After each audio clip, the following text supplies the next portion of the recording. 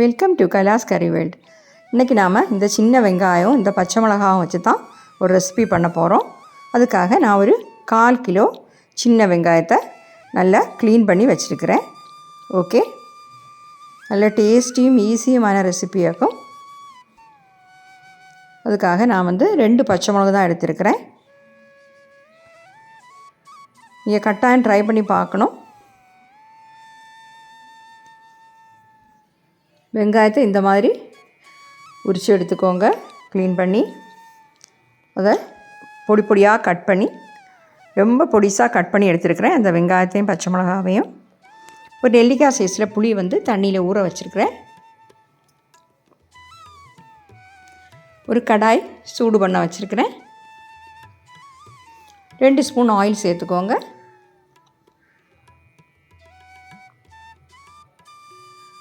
இதில் ஆயில் ரொம்ப கொஞ்சமாக தான் விழுது, அதுதான் டைம் ஆகுது. இப்போ ஆயில் ஹீட் ஆகட்டும். ஒரு 1/2 டீஸ்பூன் கடுகு சேர்த்துக்கலாம். 1/4 டீஸ்பூன் வெந்தயம். கருகிராமல் பார்த்துக்கோங்க. ஃப்ளேம் வேணால் கொஞ்சம் கம்மி பண்ணிக்கோங்க. கறி லீவ்ஸ் போட்டுக்கலாம்.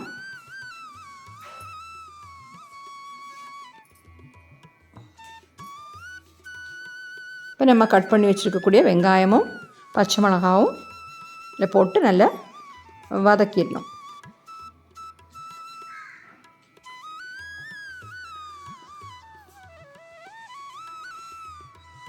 நல்லா வதக்கிடலாம்.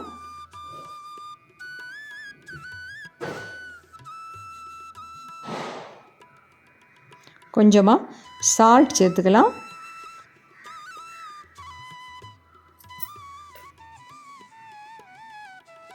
இப்போ கொஞ்சம் சேர்த்துக்கலாம், அப்புறம் தேவைப்பட்டால் அப்புறமா சேர்த்துக்கலாம்.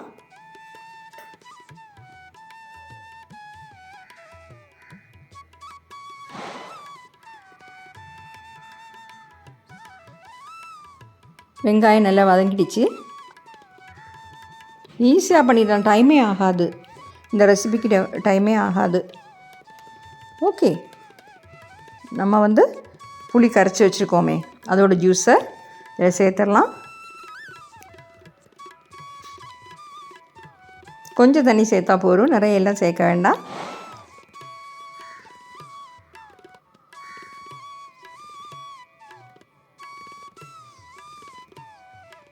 கொஞ்சம் சால்ட்டு ஆட் பண்ணுறேன்.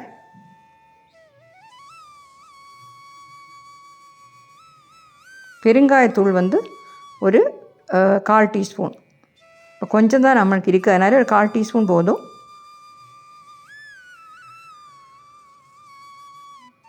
எல்லாத்தையும் மிக்ஸ் பண்ணி விட்டுக்கோங்க.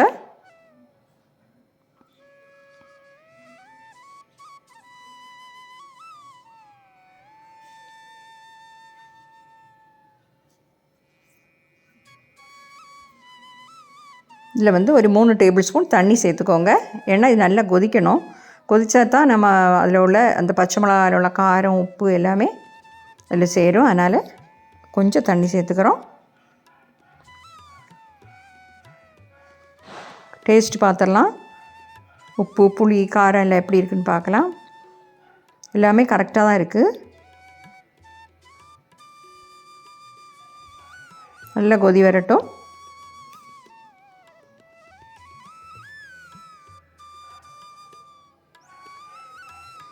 காரம் கரெக்டாக இருக்குது 2 பச்சை மிளகாவுக்கு.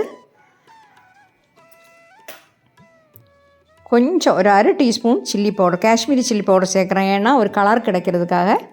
அது போட்டால் அவங்களுக்கு காரம்லாம் ஜாஸ்தி ஆகாது.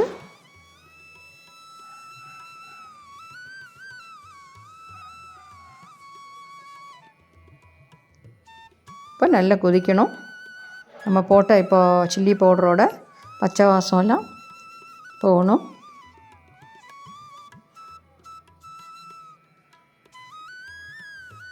நல்ல டேஸ்ட்டாக இருக்குது, நல்ல வாசமாகவும் இருக்குது. நம்ம பெருங்காயத்தூள்லாம் போட்டோமே, நல்ல வாசமாகவும் இருக்குது.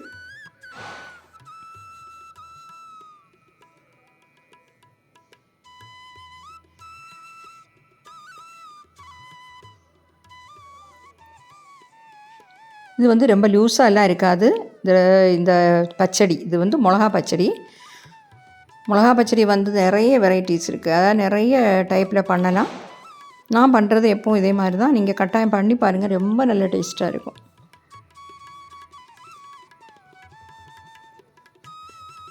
இதுக்கு பதில் பெரிய வெங்காயம் சேர்த்துக்கலாம், ஆனால் சின்ன வெங்காயம் தான் டேஸ்ட்டு.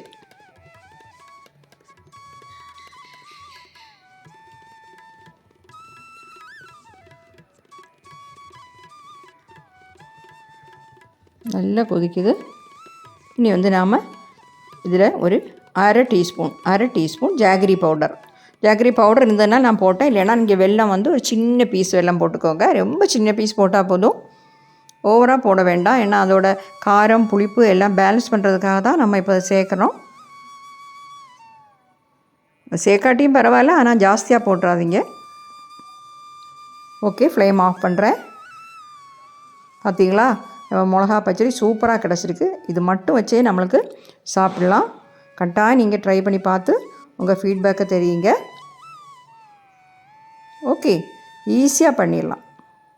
தேங்க்யூ.